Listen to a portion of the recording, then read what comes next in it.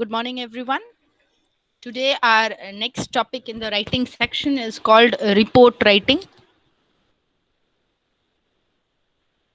Now, as we have already learned that technical proposals, right? Technical proposals are written for future references, whereas a report is written after an incident takes place. Right? So, after an incident takes place, what we write is also termed as a report.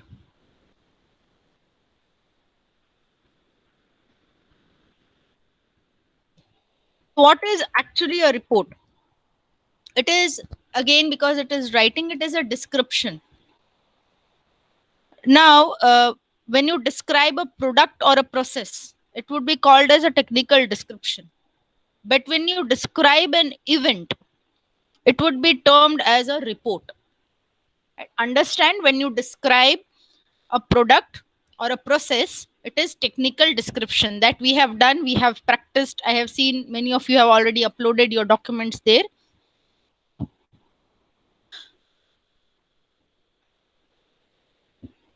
But when you describe an event, it actually becomes, it is though similar to what we do in technical description, but it has its own specific format. And when an event is described, it becomes a report. It is not termed as technical description, it is termed as a technical report. Moreover, why is it not just a description? It is similar to description.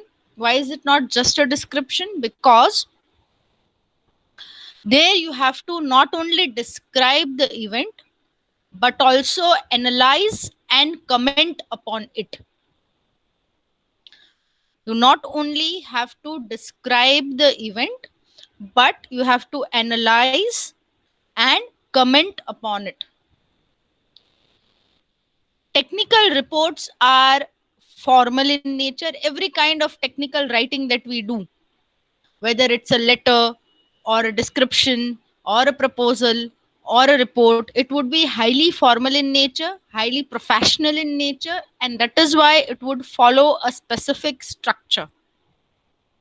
Now, if you pick up any of this technical writing portions that we have been learning, all this kind of technical writing is always meant for a specific purpose and a specific audience. It is always meant for a specific purpose and a specific audience. Let's say I want to have a meeting. I will not have a meeting with the entire Marwadi University. I will have a meeting wherever I am associated. See, I am associated with Marwadi University on the larger scale. But on daily basis, meetings are meant for things that happen on repetitive basis. So if I'm associated with the computer engineering department, I will have my meeting with the computer engineering department only and not with any other department. If I'm associated with the pharmacy department, I'll have my meeting with the pharmacy department. It's a specific audience. Though you are a part of a very huge organization, once in a while you have a meeting with the entire organization. But most of the times, what will happen is you'll have meetings or frequent interactions with a set of audience or a set of attendees, a set of people. Why? Because meetings are done in order to keep things in proper order and organize things.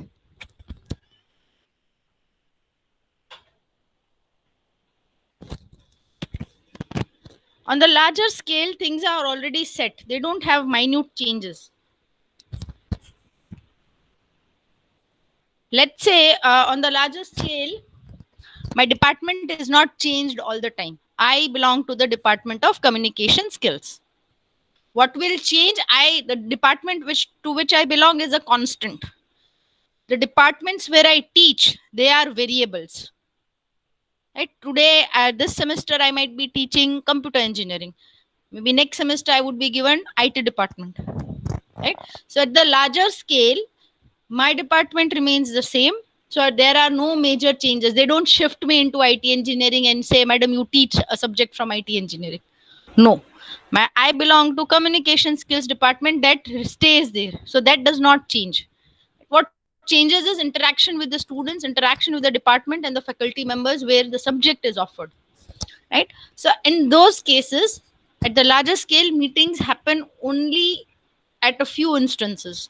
But where we have a daily interaction or where we are associate for one particular semester, we might have more meetings. That's why specific audience. Now, why specific purpose? Every document that is written has to have a purpose. You cannot just one fine day get up and say, I want to write something, let me write. The why part, because it is professional, because it is formal in nature, the why part should always be clear. Why am I doing this? Because I need to complete a syllabus. Along with completing the syllabus, I need to give the students a first hand practice of this as well, right? So first hand practices, I teach you the theory, then I ask you to write one. So that will help me understand, that will connect the theory with the practice part. So if you have understood the theory well, you will be able to practice well, right? That's why the purpose is always clear in any technical document that you take up. See, why am I repeating this stuff? So it is easier for you to write down points in the examination if they are concerned with technical writing. Any sort of technical writing, a few things are common. One, it is highly formal in nature. Two, it is professional in nature.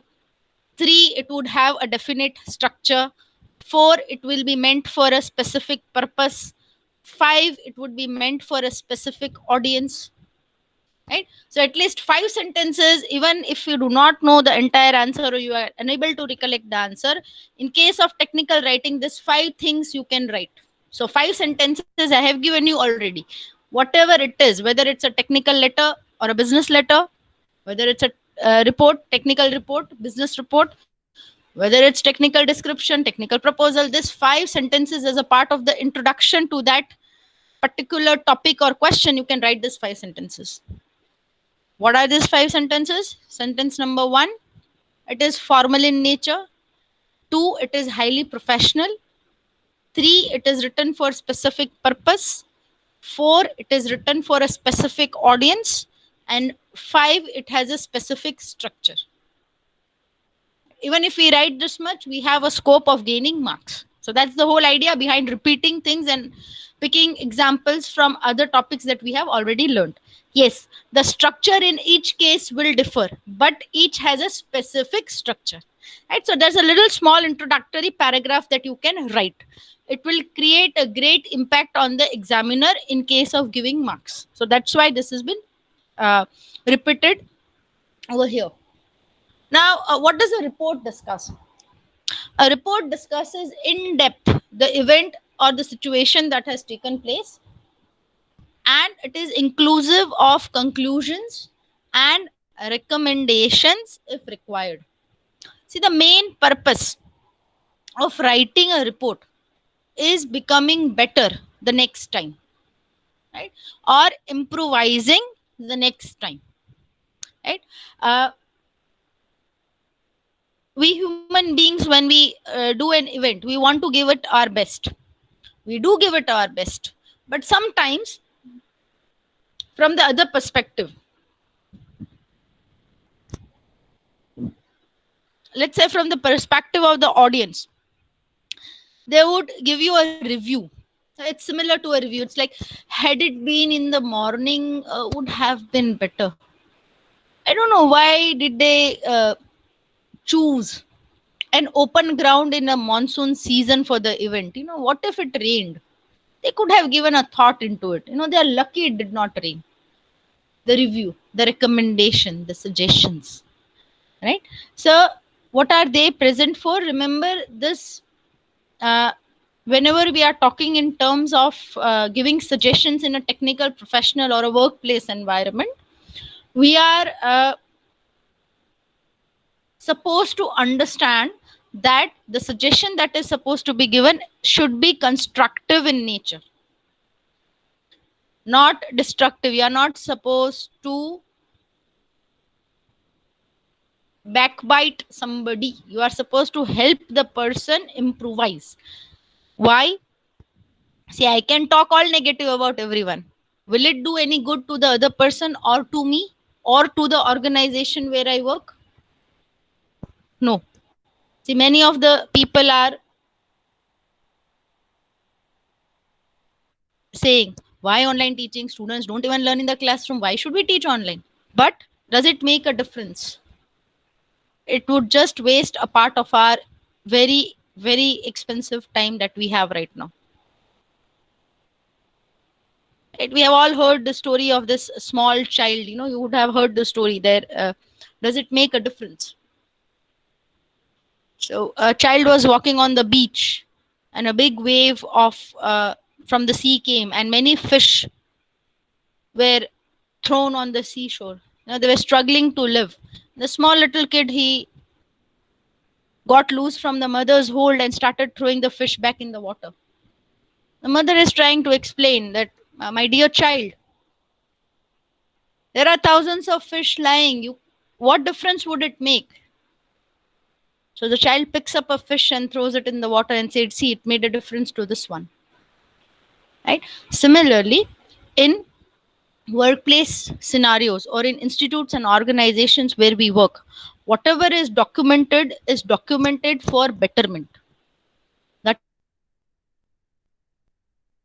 is why, even if it is not mentioned, what we mean over here when we say suggestions and suggestions and recommendations or feedback, we mean constructive. How can we be better the next time we do something similar?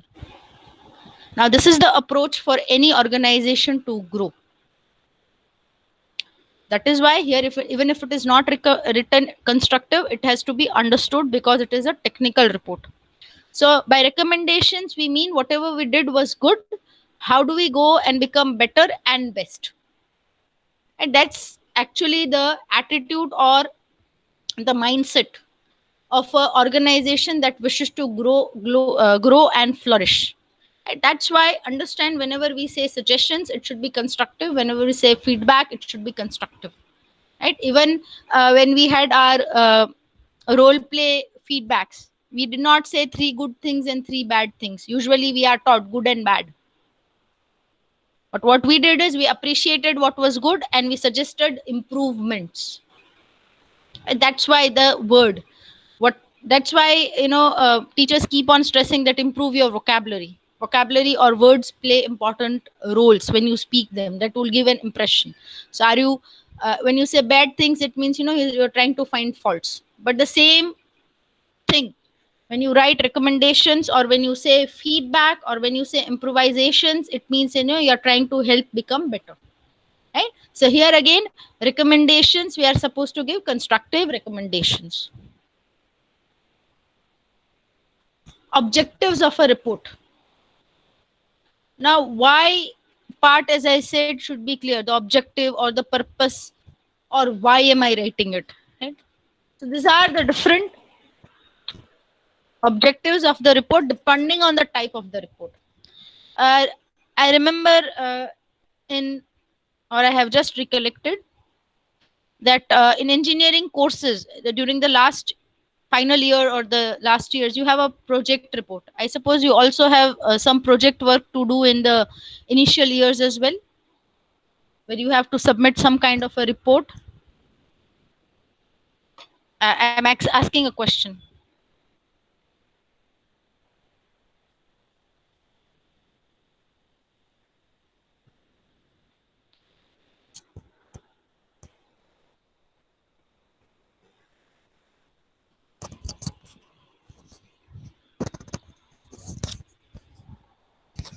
In your engineering subjects,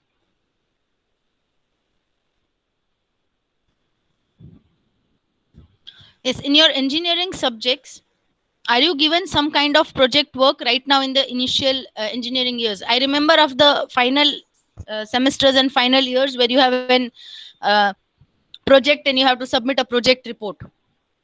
So I'm trying to ask right now in semester 3 or maybe semester 2 as well, you might have been doing some kind of projects and you were asked to write project reports. Okay, I've got a yes from the students. So you have an idea how project report works, right? That's great. So what do you do in the project report? You actually present a record of the work that you have completed. You present a record of the work that you have completed, accomplished work, in case of a project report. Now, if you are doing some research, if it is a laboratory report or a research report, by laboratory report we mean the blood tests and things that you do. It gives you a report, right? When they are working on finding a new vaccine or a new kind of a medicine, there the objective of the report is to record an experiment. Now, when you write a very detailed report on a new product, you want to record the research findings. So after we made the product, this is what it is. So in that case, you record the research findings or the technical findings and technical specifications. Now, remember we have words like short-term goal and long-term goal. Now, when you open up a business,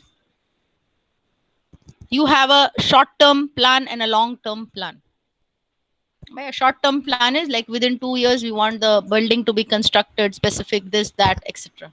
So reports are written to see and document the schedules, the timetables, and milestones. We had decided initially when we laid the foundation stone that within 2 years we would be doing this much. So that's the report part. Have we done it? Why we always have to go back and check that have we received or sorry, have we achieved our milestone 1? Then we can go to milestone 2. Everything is interconnected. You need to connect the dots, right? An inspection report to document the current status. You have an inspection. Remember, your teacher would suddenly ask, have you completed your experiment book? I want all of your experiment books in my cabin by 12 noon today. That's a kind of an inspection that happens. Did they complete the work which was given, or they are waiting for some miracle to happen and the pen would start writing on its own, right? Now there would be reports on policies and procedures. These reports are written to clarify complicated information for future reference. Suddenly if you change a policy in your organization, a very old policy, then you have to mention why and in the what circumstances did you make the change. Next, we have annual reports. Annual reports are written to present information, organize information to larger group of people. Here we can have the example of a bank. Um, if you recollect, the bank would be sending small booklets to your home stating what profits the bank did, how did the rate of interest increase and decrease, and amount of money people have invested, how much amount have they given in home loans, etc. That's the annual report. That's an example, okay, of the bank. You can have annual reports of every organization. Now there could be smaller chunks of reports where each and every department is working. Let's say I'll give you an example of the organization, an academic organization. The reason being I've been working with the organization and we have the report part. How do we have the report? When your mid semester exams are approaching, right, we have to describe and write how many units have been completed in the lecture, how many, like not only at the time of mid semesters but after certain period of time things have to be informed that we have completed 2 units, now 3 are pending, so about 38 percentage of the syllabus has been covered, etc. Right? So to present information which is organized and on a particular topic when it is from different divisions of the same organization. And then there are certain recommendatory reports where it is not only stating the problem but stating number of recommendations to change it, to solve the problem. Right? So we have a reconnector here. The question says reports are informal in nature.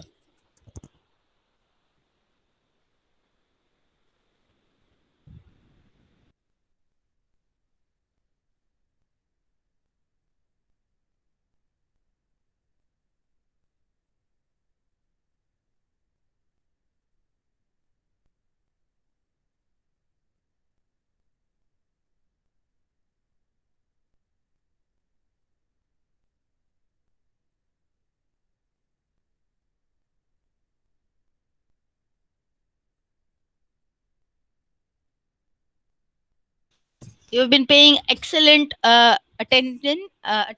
Everybody's answer is correct. Any document that is related to an organization is highly formal in nature and not informal. So the statement over here, which says reports are informal in nature, is false.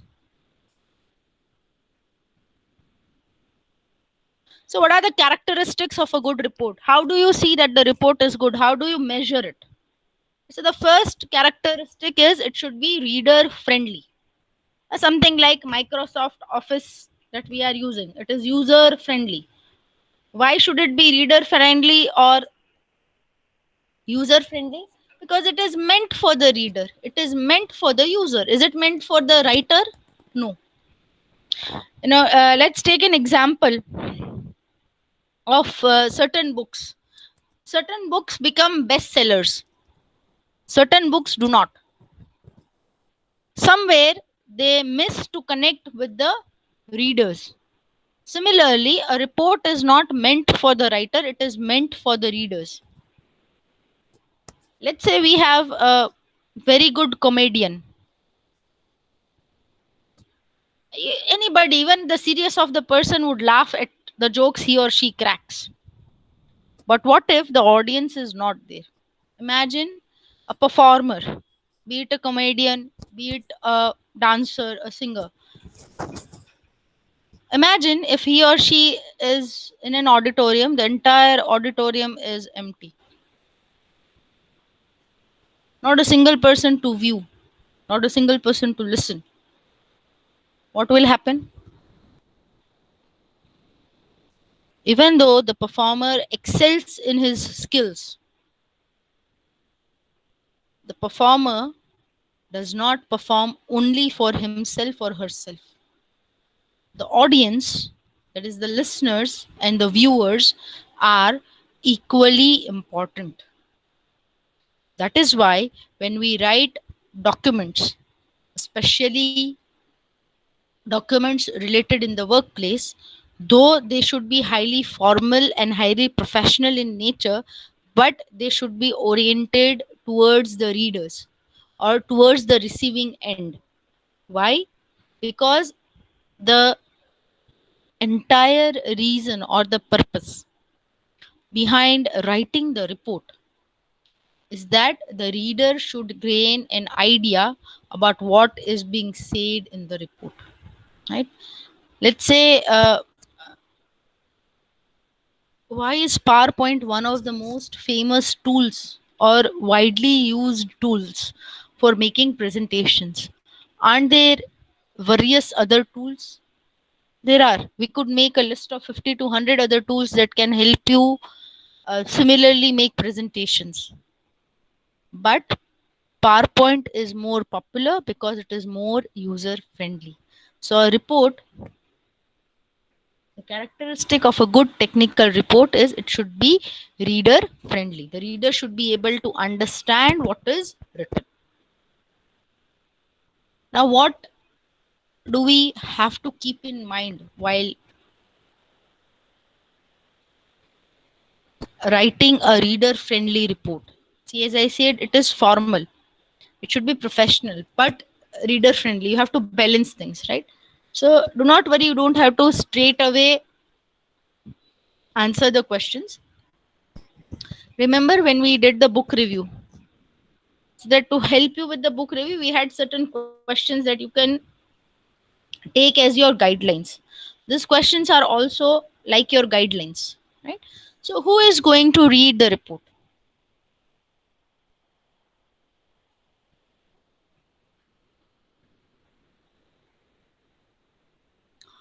Let's say we are writing a report on medicine,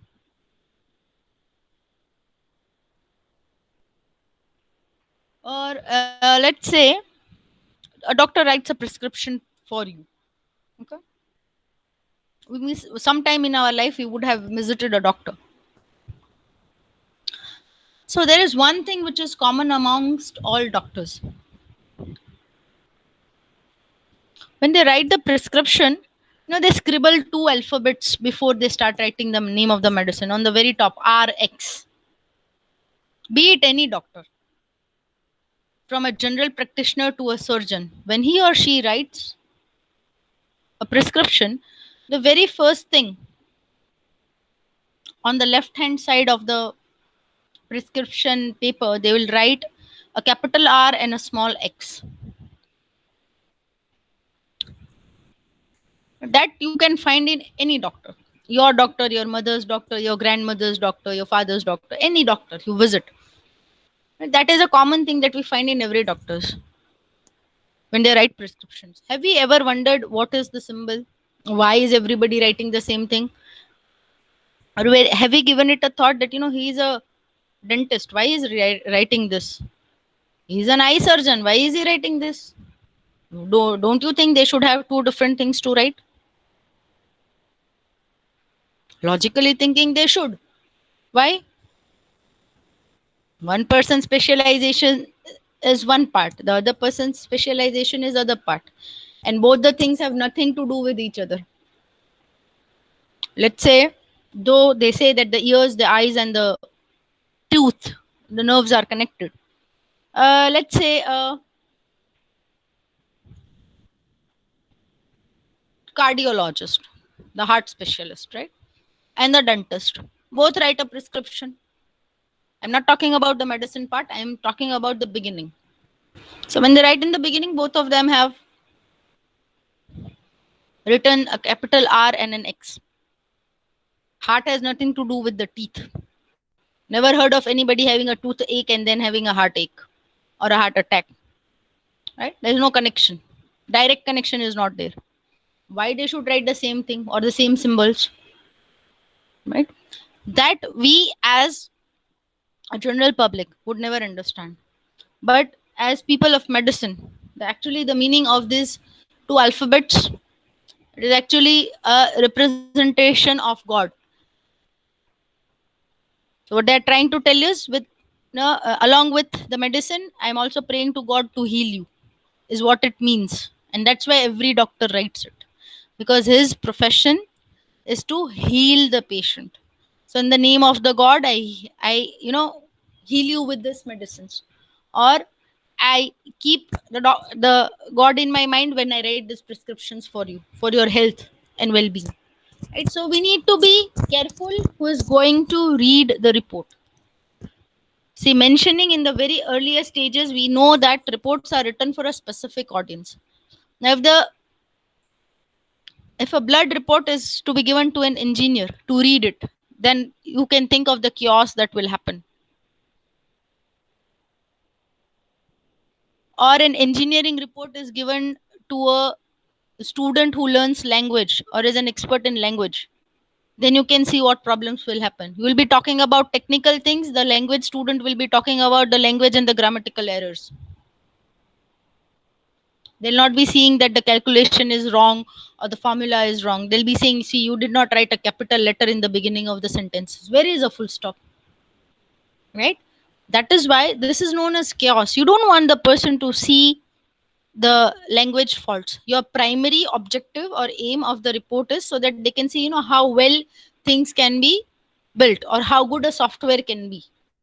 Now, if you miss one letter in the software coding, what changes does it bring? That's what your report wants to tell. But because you have given to an audience who is more pertaining to language, they will look in the language part. You have made a coding, he will think that it is a spelling mistake. Right? So who is going to read the report? You have to keep your audience in mind. And what is it that they need to know? Why do we want them to know the details? Let's say you're working as a part of a marketing team and you have written a report why the sales are going down. So you want them to know what is the problem, why the product is not selling. Right?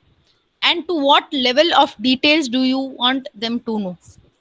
See, let's take a simple example. In this modern day, every one of us has become a little doctor. You do a blood report, the sugar is little high. Minimum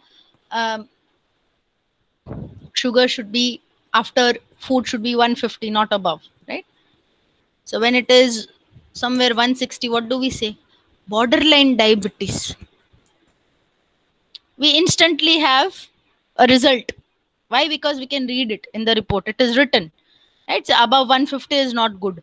That's what they write. They don't write it as diabetes. It's not good or problematic. And what will the laboratory lady or the man in the laboratory do? They'll highlight that. Maybe by circling with a red pen or using a highlighter that this is the part. Right?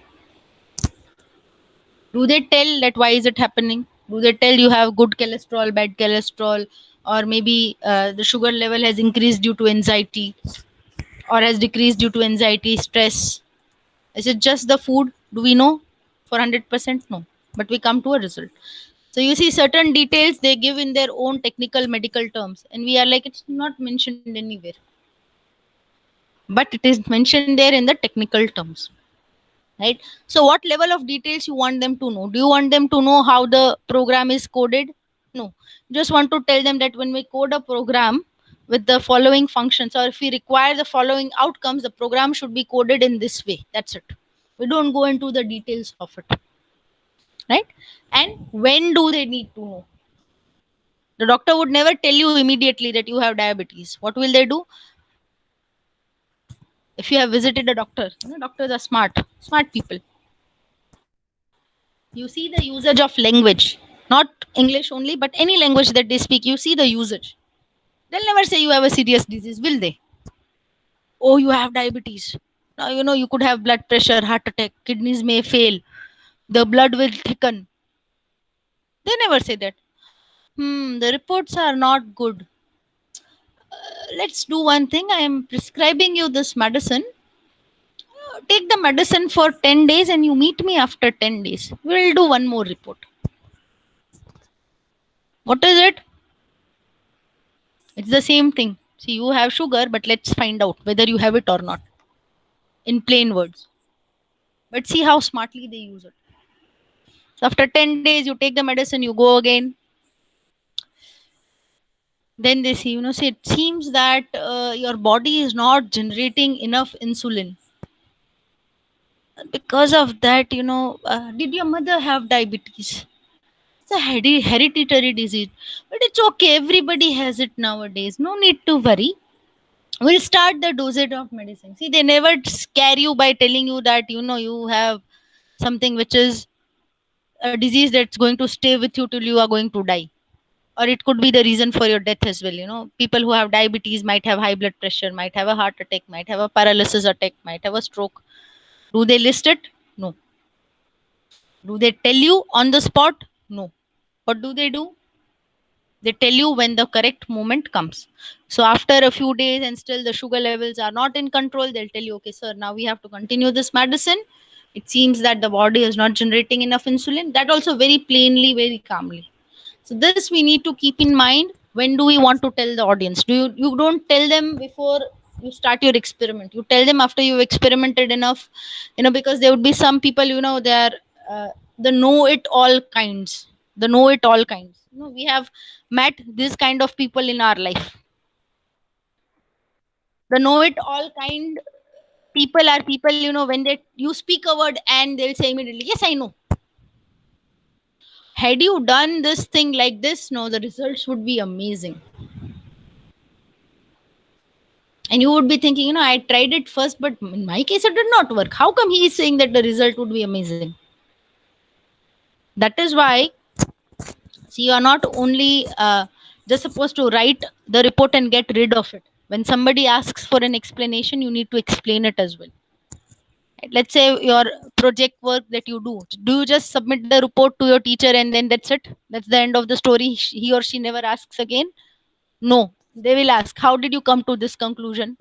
Where is this part? Why have you not included this in the report? What is all that? That is questions and queries from the audience. Right? So when we write it, we need to be careful that what if a question pops? What if somebody questions me? Whatever I have written, is it enough to explain? If it is not enough to explain, what am I supposed to speak orally when somebody asks me? Right? These all things should be coming to our mind when we write reports.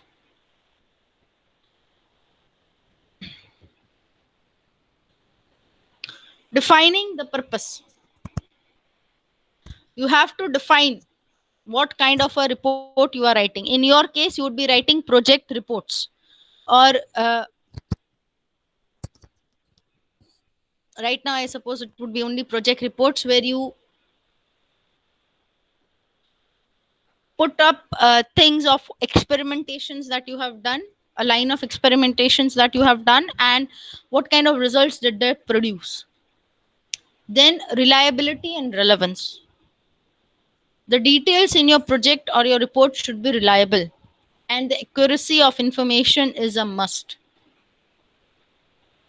You cannot mention in the report that the software that we have developed eradicates a virus or scans the computer within 5 seconds. Is the information reliable? Is it accurate within 5 seconds for any computer? Will it happen? Right, so when you mention facts and figures, it should be reliable and accurate, because many important decisions would be taken on the basis of the report that you have submitted. And misleading information would create a danger, not only for your organization but for the general public as well, because your experiments will be put into practice and many people will be using it. So it should not be threatening the peace of the person's mind. It should be actually supposed to soothe the person's peace of mind. There's an acronym, KISS. It means keep it short and simple.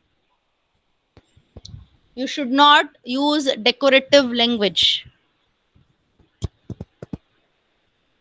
More simply keeping it, you should not be using or using methods where you write your long answers. You know that the answer is very short, but we move around and round and round. You give 2 3 sentences here there. That should not be done in a report. So one more point you can write when you are giving a brief introduction about technical writing and different documents, that is, it should be brief, precise and clear. Right, we should have factual and straightforward points. Unnecessary information is like a burden on the report. So do not overload the report.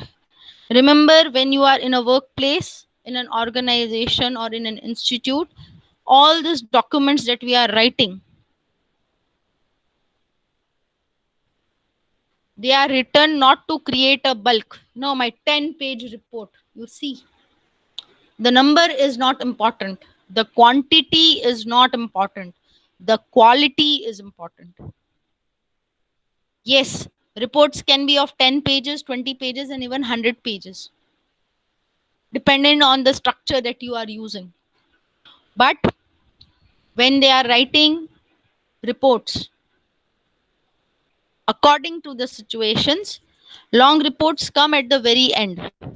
See, a quarterly report and an annual report are two different things. Even in the same organization, the length and size of a quarter report, one quarter, or a monthly report, let's say take a monthly report, and an yearly report will differ highly. You cannot have 20 pages in the monthly report and 21 pages in the yearly report or the annual report. Monthly report, 3 4 5 pages is very much, too much. Right, annual report 25 pages is okay, but 5 pages in the annual report is too short. So depending on the situation and the scenario for which you are writing a report, the length is decided. But lengthy reports for a short period are not acceptable, and they are not appreciated in any case. So remember and keep in mind, when we are doing writing for technical purposes, they don't appreciate the quantity, they'll appreciate the quality. So keep it short, keep it simple, and point out the important points, emphasize and highlight with the help of factual details that are available with you. Adequate language. As I said, clarity is an important aspect of any technical document that is written. Clarity is an important aspect of any technical document that is written. Right?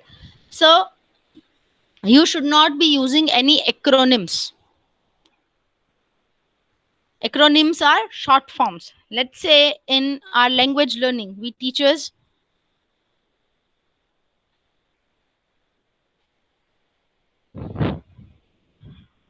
when we are learning a language, and I write, there is something called, we have a acronym called MLA. Now, if I write the acronym MLA and give it to the engineering students, what will they think? Is she talking about some political position? What is she talking about? But for us, it is known as the Modern Language Association.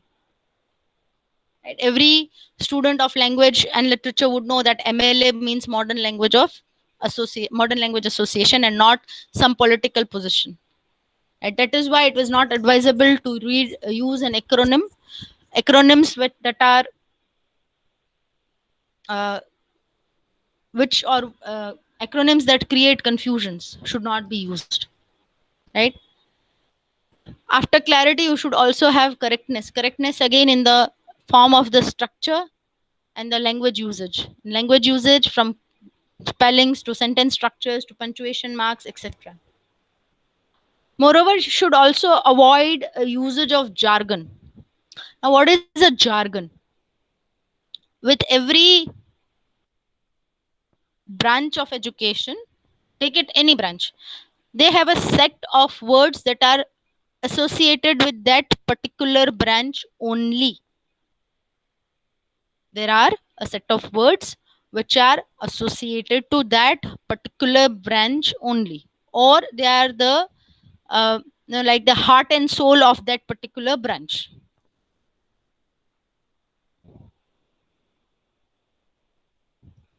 Let's take this set of particular words for a particular branch are termed as the jargons of that branch. They are termed as the jargons of that particular branch. Let's say there is a word which is related to computers, is called the motherboard. The motherboard. Why I'm not using the keyboard word? Because keyboard is now available in our mobile phones as well. You have a virtual keyboard there. You have keyboards on the computers and the laptops, and most of us know that what is a keyboard. The place where you have keys and it helps you to type. Now the motherboard. What I know about motherboard is it's the heart and soul of a computer. If you remove it, the computer will not work. That's it. That's what I'm limited to. That is why the word motherboard could be considered as a jargon for, or a jargon of the computer engineering branch. Avoid using such jargons which are, or which need explanations, which are not self-explanatory. Let's say the screen. Screen is a jargon again related to the computer branch, but it is a jargon which has become more popular and people know what and how it functions. So that I can use. But there are certain words which I cannot use, or there are jargons which are not that popular. Only particular branch students or people who have studied a particular branch and are aware with the set of jargons, they will know. So be sure not to use the jargon. Now, as I said, when you organize it well, the structuring should be well. One idea after the another should not have a chaos in the ideas. It should be arranged logically, and if necessary, you have headings. Let's say what I'm writing, the first paragraph is an introduction. Some of us write answers very well. When you write the answer in the exam, some of us write introduction. Then the main body, there you write, let's say, an explanation of the Pythagoras theorem, the derivation of the Pythagoras theorem, then the conclusion, and then you write those parts. Why writing the heading or using the heading? When you use the heading, it is easier for the reader to concentrate on that specific part, and it is also easier for the reader to locate the information easily. There are two types of reports: descriptive reports and analytical reports. Descriptive reports are description of events, and analytical reports are analysis of that particular event that has happened, and they are helpful when you have to take important decisions. These are the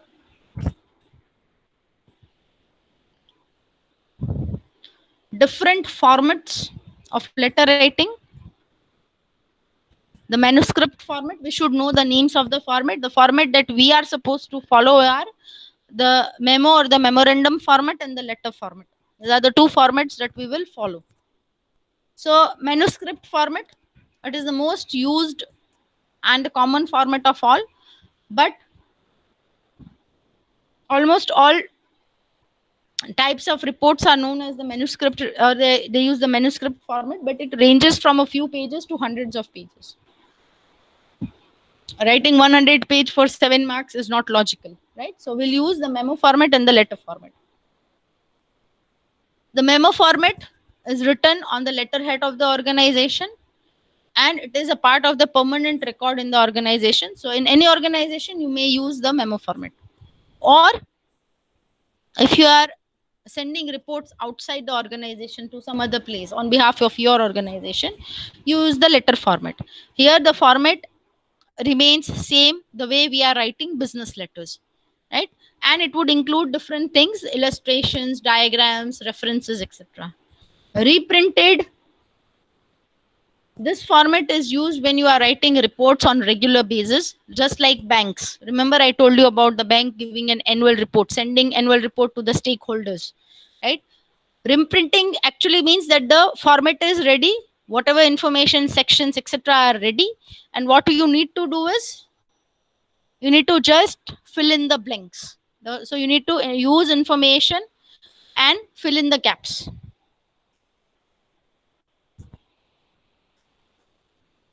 So dash is written on the letterhead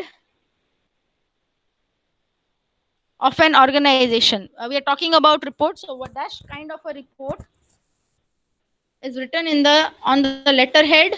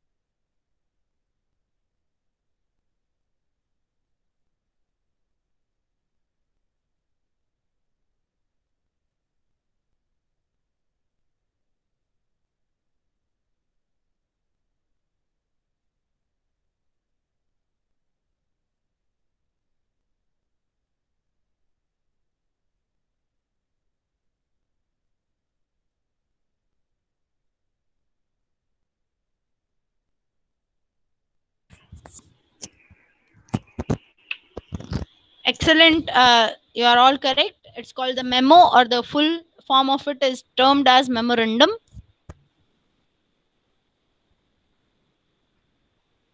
That's absolutely right on everybody's part. So we are following this formats, either the letter format or the memorandum format. So this is a sample of the letter format. Do not worry, I'll upload one just after I finish explaining this.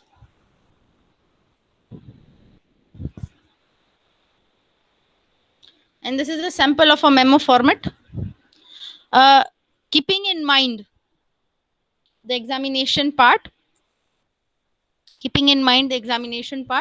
a technical report should not be more than 2 A4 size papers. Size of the paper is A4 size. That's the examination paper, not more than 2. In terms of the information, if the handwritings are big and small, that could be somewhere around 2.5, or to other people it should be 1.5 if the handwriting is small. What are the formats? Okay, now this is a letter format. You can see the letter address, the salutation, the subject, and then you can see the headings, and towards the end there is a complimentary close. Now if you see the memo format, there is no salutation, there is no complimentary close, but the person who has written his name comes at the last. In the memo format, we are using the letterhead of the organization that you have seen. You can see it is also mentioned, it is an inter-office memorandum. So within the same organization, one division to the other division. And then this is the way things move forward. Now, what is the format of the report writing? So first we have the title section that you have seen, the name of the author and the date of the report preparation and things would be included here.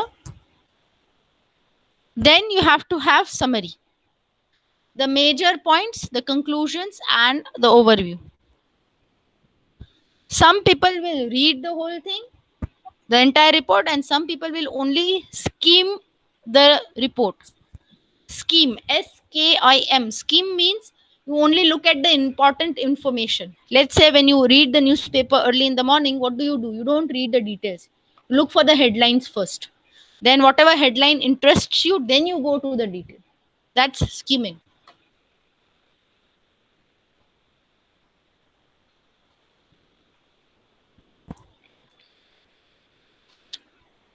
When I say first page, it means in order the first thing that comes has to be an introduction.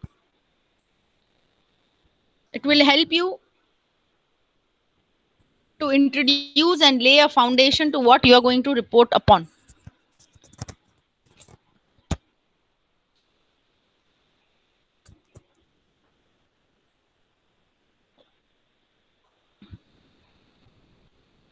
You should be explaining how the details in the report are arranged. So first you'll be talking about the findings, the references, from where did you find the information, then what do you think the problems are, you have to state the problems, and what recommendations, conclusion, and then the recommendation.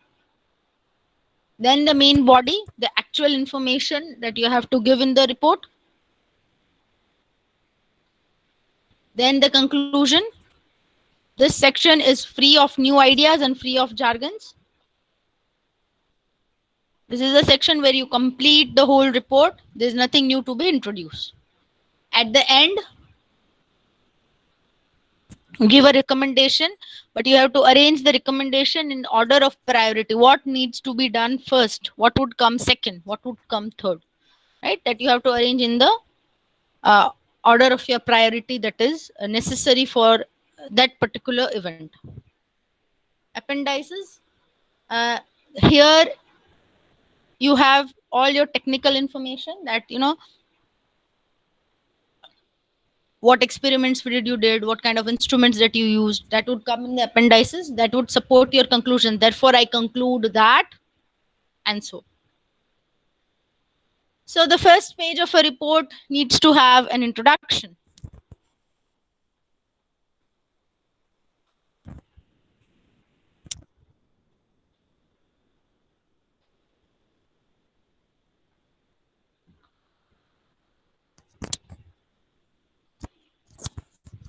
Do we need to have an introduction in the beginning of the report?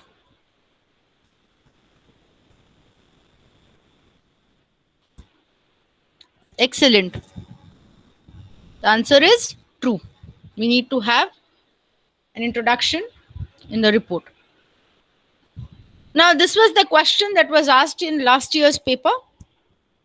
What you need to do is note down the question. First of all, you do that. Then I'll go to the next step. Note down the question.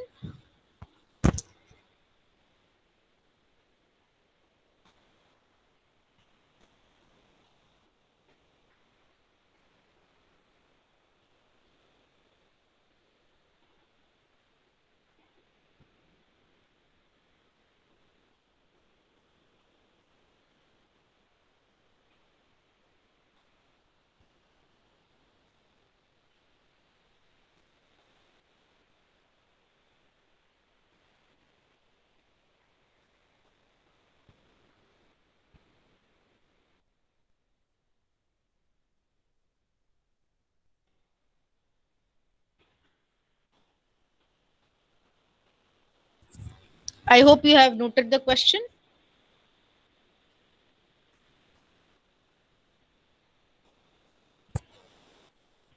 Yes and no would help me.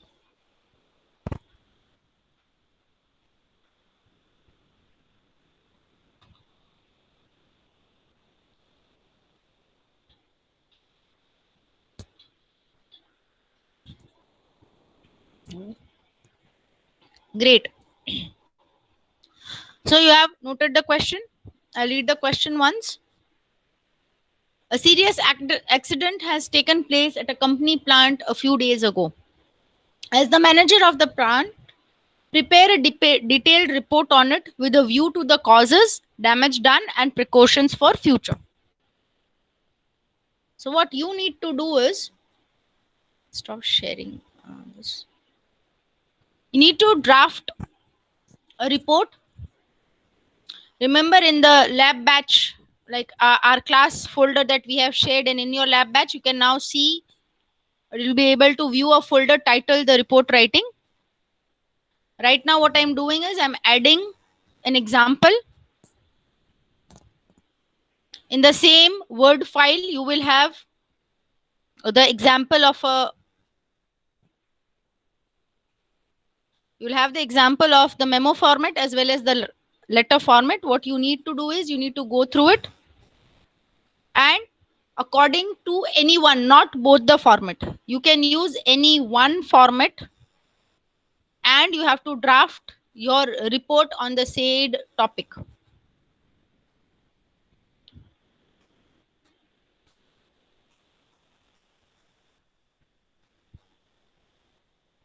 I'll repeat again what you have to do. You are supposed to read a sample which I am sending. In the Word file itself, you will have both the kinds. I have written a letter in both the kinds. That is, I have written a letter in the memorandum format as well as the letter format. You can go through both the formats, select any one, and draft. I mean to say, you can type this report and save as a Word file in our shared document right away. Right now, I'm giving you 20 minutes of time. It is 10. Excuse me. It is 10:35. You're given 20 minutes to draft a report and upload it with your name and enrollment number, last three digits, on the shared Google folder that we have. Right now, you can check in your lab batch. There is a tab called report writing, and within I have a Word document called report writing already uploaded there. Example of a report in the letter format. Then when you move down, example of a report in the memo format, right? So use either of the format and draft a letter according to the question that you have written. Do we have any doubts? I had a question that has come up. I'll be answering that soon, right? In the chat box. I'll answer in the chat box as well. Mehak has asked questions. Right? But right now, you can go back and have a look at uh, the sample. I've already provided a sample over there, and you have to draft a letter for the question that was provided to you as a part of our practice. Any one format of your choice. Right? 20 minutes of time given to draft and upload the letter over here. And in case in between also I'm here only, I'll just mute myself so that there is no doubts. But if you have a question, you may always ask. I'll be there to answer it. So I'm giving you 20 minutes of time to work on the report.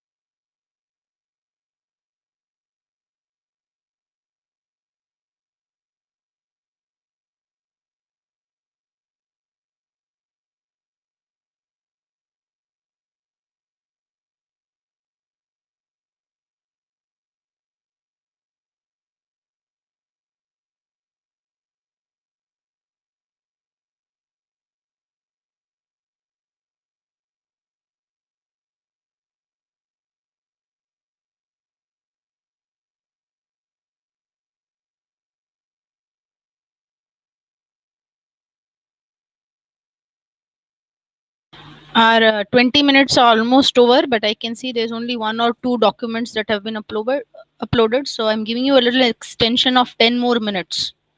Just kindly start working on it.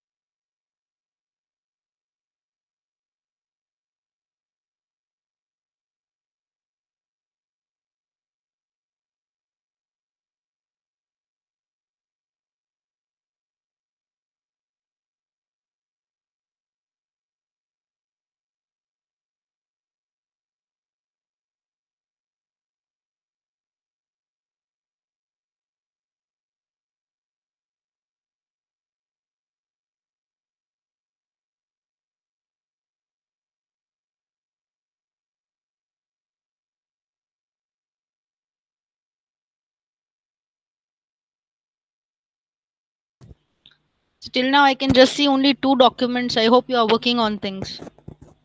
It will wait 10 more minutes. Do we require time?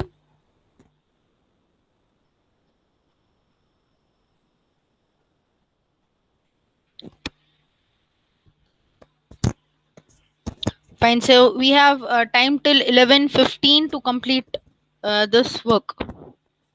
11:15.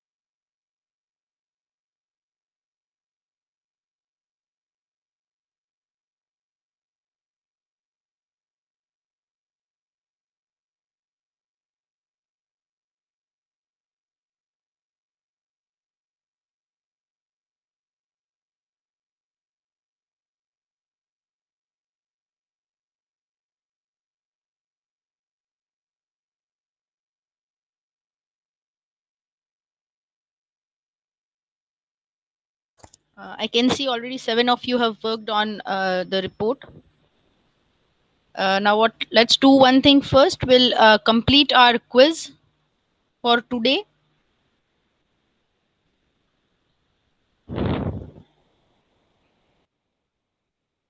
I've given the link for the quiz. You can start attempting your quiz today.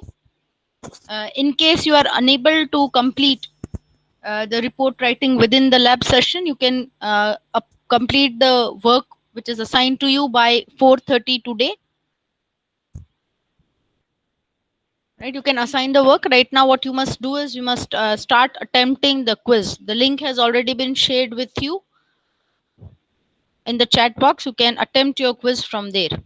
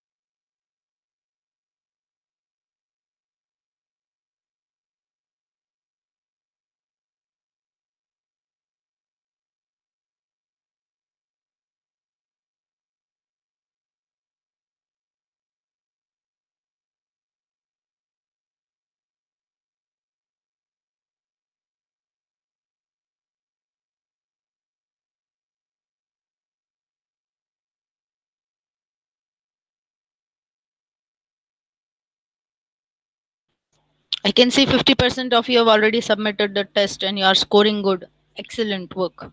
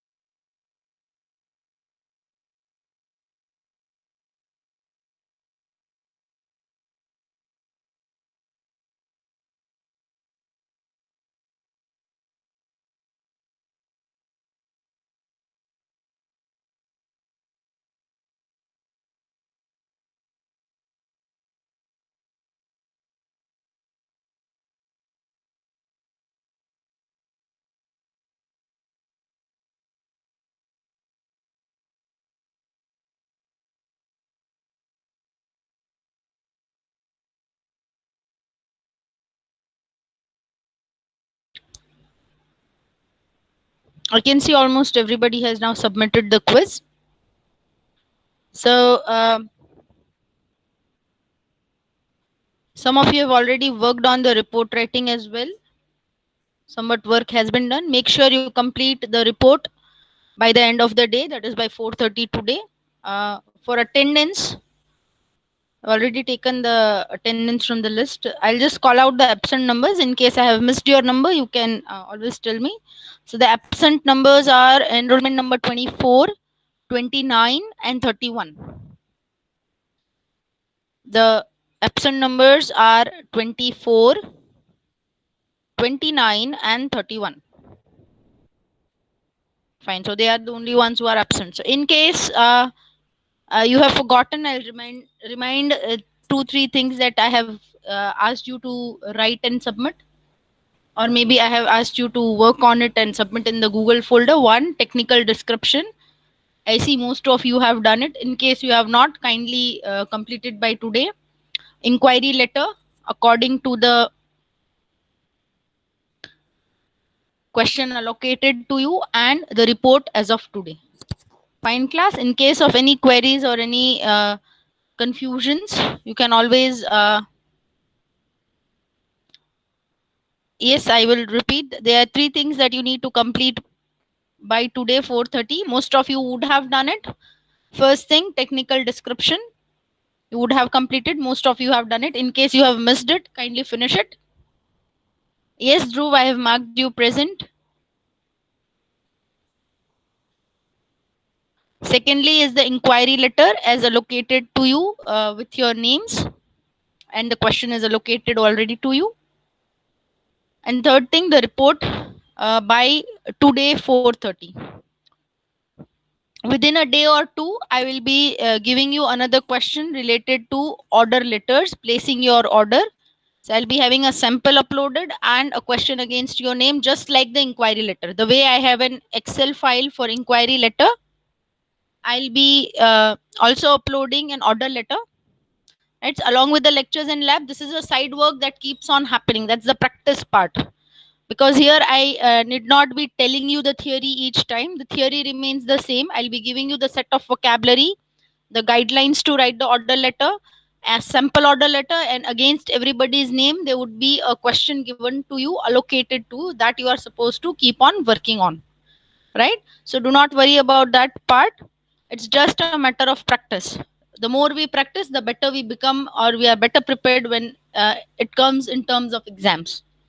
Fine. In case of any queries, you can always reach to me with the email or the WhatsApp, whatever you find comfortable. Fine. Thank you, class. Have a very nice day.